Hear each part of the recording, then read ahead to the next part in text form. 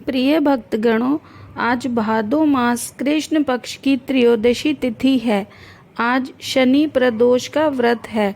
शनिदेव शिवजी के परम भक्त हैं, इसीलिए आज के दिन जो भी भक्तगण शिव पूजन एवं कथा का श्रवण पूरे श्रद्धा भाव से करते हैं, उन्हें शिव पार्वती के साथ साथ शनिदेव की कृपा भी प्राप्त होती है। सभी पापों का नाश होता है और साढ़े साती ढैया जैसे महादोष नष्ट हो जाते हैं। महीने की दोनों त्रयोदशी तिथि को प्रदोष व्रत रखा जाता है। इस तरह साल में 24 प्रदोष व्रत आते हैं। भाद्रपद कृष्ण त्रयोदशी को इस माह का पहला प्रदोष व्रत रखा जाता है। प्रदोष व्रत महादेव और पार्वती की विधि विधान से पूजा की जाती है। प्रदोष व्रत रखने से भगवान शिव अपने भक्तों के सारे कष्ट दुख दूर करते हैं। भाद्रपद माह के कृष्ण पक्ष की त्रयोदशी तिथि 31 अगस्त की देर रात 2:25 पर शुरू होगी और इसका समापन 1 सितंबर को देर रात 3:40 पर होगा। चूंकि प्रदोष व्रत की पूजा प्रदोष काल में करने का महत्व है, इसीलिए भाद्रपद प्रदोष व्रत 31 अगस्त को रखा जाएगा। शनि प्रदोष व्रत कथा। प्राचीन समय की बात है। एक नगर सेठ धन दौलत और वैभव से संपन्न था। वह अत्यंत दयालु था।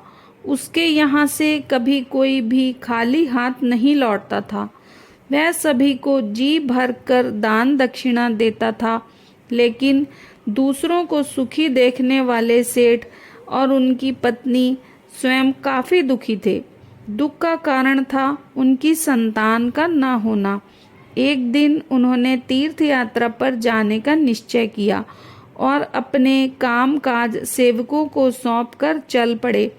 वे अभी नगर के बाहर ही निकले थे कि उन्हें एक विशाल वृक्ष के नीचे समाधि लगाए एक तेजस्वी साधु दिखाई पड़े।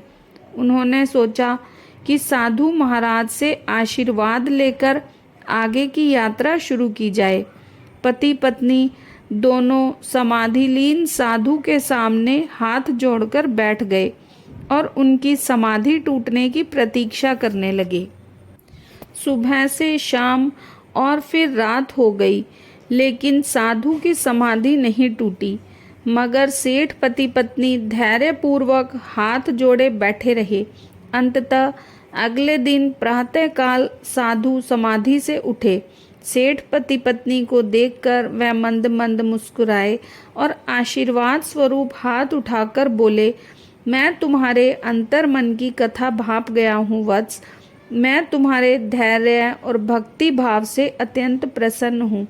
साधु ने संतान प्राप्ति के लिए उन्हें शनि प्रदोष व्रत करने की विधि समझाई।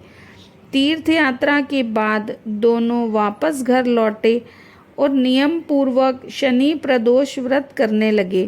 कालांतर में सेठ की पत्नी ने एक सुंदर पुत्र को जन्म दिया।